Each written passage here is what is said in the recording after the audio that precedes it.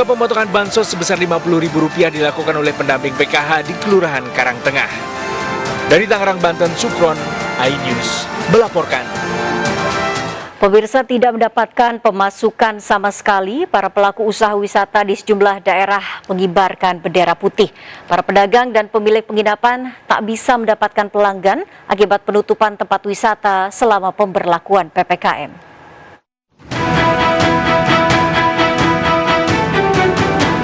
Kawasan wisata Guci di Kabupaten Tegal, Jawa Tengah tampak sepi. Bendera putih terpasang di depan sejumlah penginapan.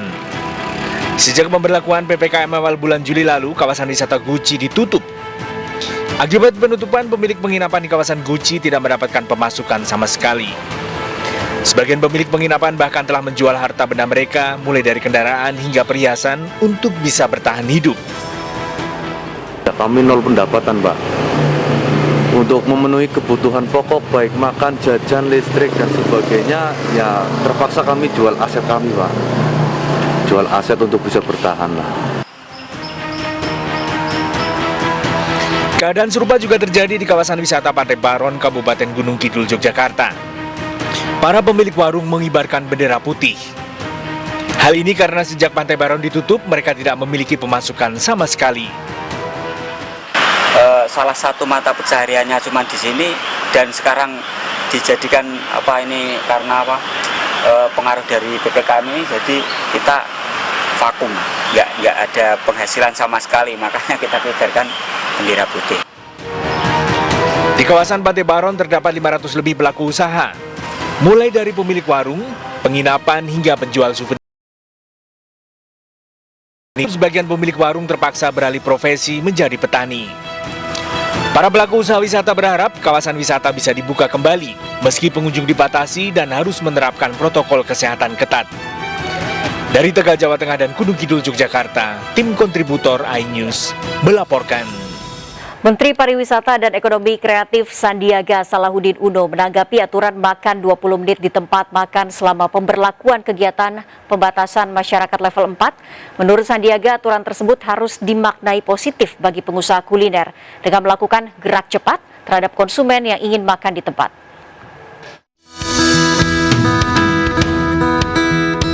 Pemerintah memperpanjang pemberlakuan pembatasan kegiatan masyarakat atau PPKM level 4 hingga 2 Agustus mendatang. Beragam aturan pun dibuat untuk menekan penularan COVID-19. Salah satunya aturan makan 20 menit di tempat makan selama penerapan PPKM level 4. Menparekraf Sandiaga penerapan PPKM telah menuai hasil, sehingga masyarakat masih bisa melakukan aktivitas ekonomi walaupun dengan sejumlah pembatasan.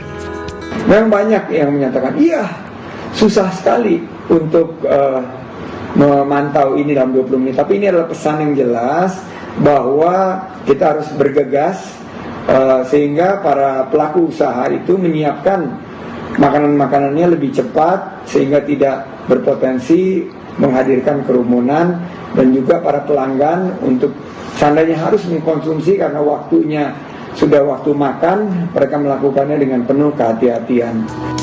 Menparekraf mendorong para pelaku usaha pariwisata dan ekonomi kreatif untuk mendukung kebijakan pemerintah dalam PPKM level 4 yang berlangsung 26 Juli hingga 2 Agustus 2021. Harapannya agar penularan COVID bisa ditekan sehingga kegiatan ekonomi bisa kembali seperti semula. Tim Liputan iNews melaporkan.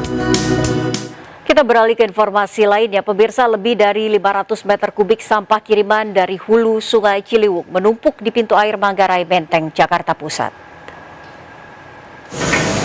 3 alat berat milik UPK Badan Air Provinsi DKI Jakarta dikerahkan membersihkan aliran kali di pintu air Manggarai Menteng agar